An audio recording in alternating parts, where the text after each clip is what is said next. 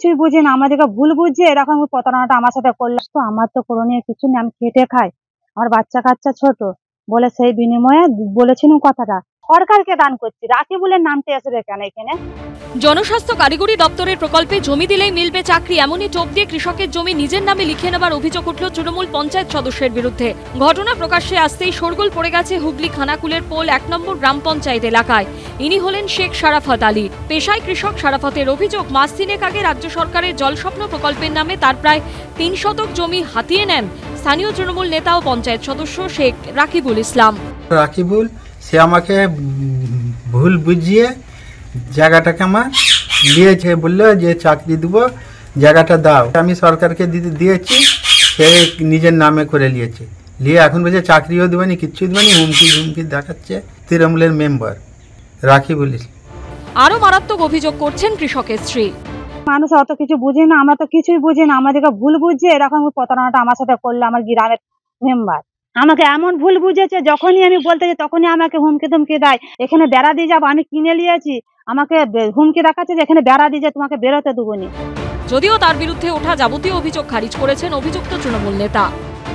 অভিযোগটা পুরোটাই মিথ্যে।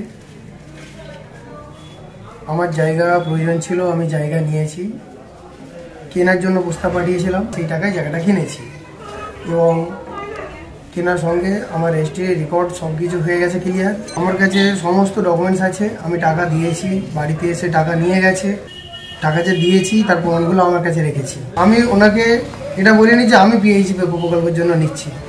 এই অভিযোগ ঘিরে শুরু হয়েছে রাজনৈতিক দড়ি টানাটানি। খানাকুলে যে ঘটনাটা ঘটেছে, এটা তো তৃণমূল কংগ্রেসের কালচার।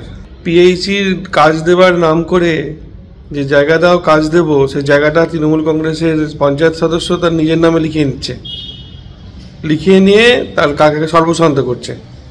এটা পুরো দোগলাবাজি চলছে। আমাদের দল নেত্রী মমতা বন্দ্যোপাধ্যায় কোনোদিনই চায়নি যে মানুষের জমিকে চিট করে আত্মসমর্পণ করে নিজের নামে করে নিয়ে সেখানে আমি চাকরি করব।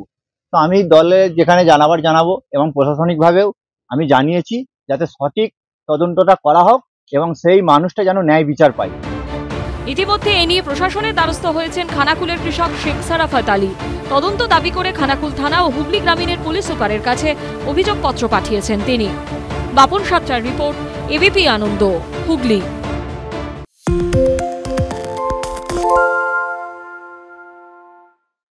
সত্য অন্তহীন, সত্যের খোঁজও তাই, সত্য সন্ধানে তাই আমরা অক্লান্ত, অকুতভয়। এবিপি আনন্দ নতুন ভাবনার প্রতীক, যা মনে মুক্ত, তথ্যে যুক্ত এবং যাবতীয় সীমানার বাঁধন থেকে মুক্ত। সীমা না শব্দটির মধ্যে লুকিয়ে আছে মানা শব্দটি, যেন চোখ রাঙানি এক অদৃশ্য ব্যানাজার, যা আটকে রাখে আমাদের এক ছোট্ট গণ্ডির মধ্যে। একমাত্র সঠিক খবরই গড়ে তুলবে এক মুক্ত সমাজ। সেই জগৎ গড়ার লক্ষ্যে কোনো সীমানার ঠুকুটি আমরা মানব না। এবিপি আনন্দ এগিয়ে থাকে, এগিয়ে রাখে।